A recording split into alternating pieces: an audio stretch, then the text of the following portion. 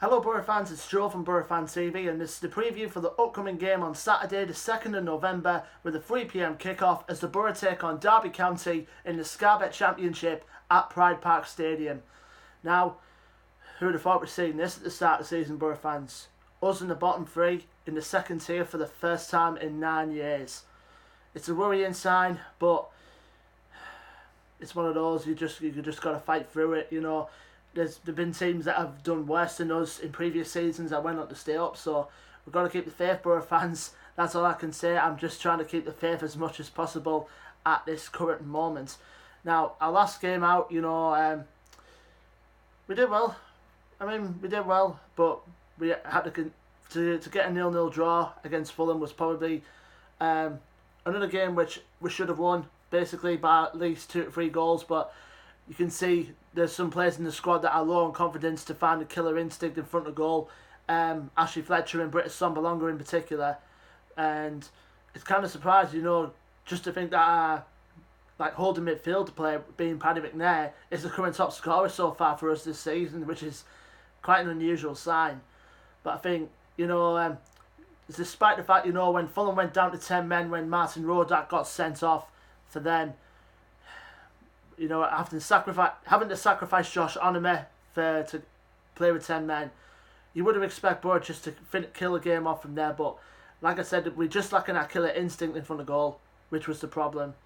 And now we face 2 away games on the bounce, which are difficult. Obviously, with QPR to come the following Saturday, you got to take advantage of these coming results. With the form that both Derby and QPR are in, you got to expect, like I said, you got to expect big competition from them. Considering the players they've got, which I'll get to in a minute.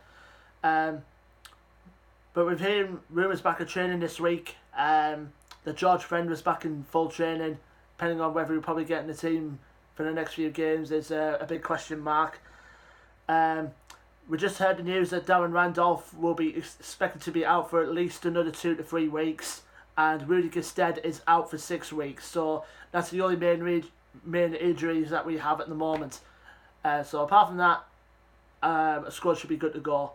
Now we go on to Derby County, our opponents for this Saturday. Obviously, the big controversies that they had off the pitch recently with the sacking of their captain Richard Keogh, which is quite unusual, from my perspective of what the club have done with this.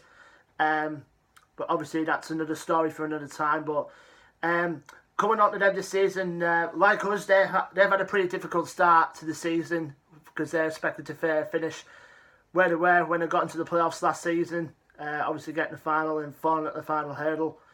They currently sit 16th place in the championship in the moment. The current record is played 14, won 4, drawn 6 and lost 4.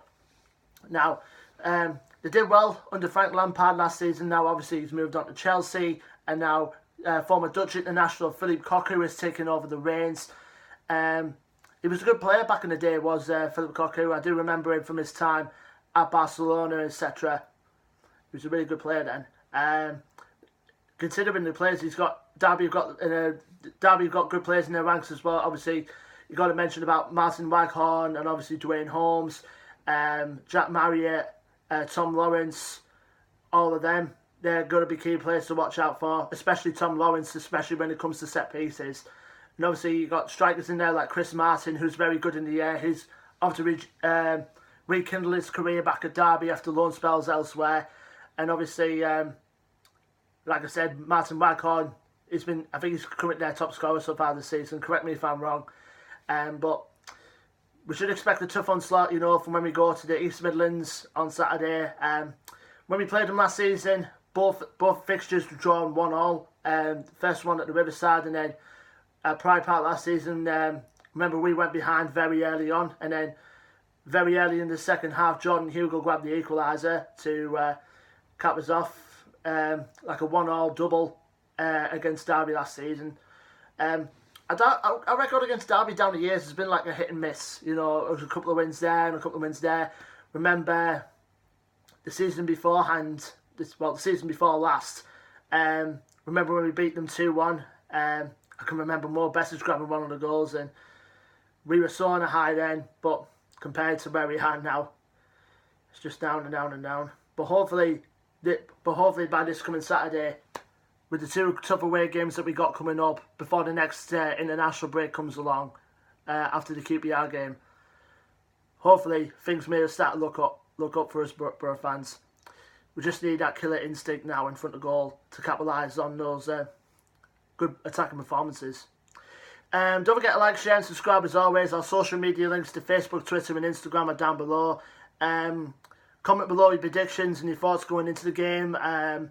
Also, I think there's about close to 1,500 we're taking down to Derby on Saturday, so make sure you make plenty of noise throughout the game. Until then, I've been Joe from Boro Fan TV, and I will see you guys in the next match preview. Take care. Up the Boro.